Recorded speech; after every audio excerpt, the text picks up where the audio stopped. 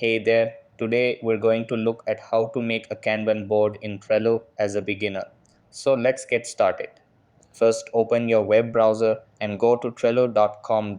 Over here, click on the login button at the top right corner. After that, log in using your email or Google account. Then go to the boards section. Over here, choose a workspace and click on Create New Board. Next, give your board a name. After that, choose the visibility private, team, or public. Then click on Create. Now, click on Add List and type to do. After that, click again on Add List and type doing. Then repeat once more and type done.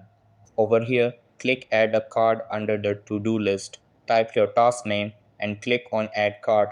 Then click on the card to open it and add a description, labels, checklist, or due dates. After that, drag the card from to do to doing when you're working on it and to done once it's complete. And that wraps it up.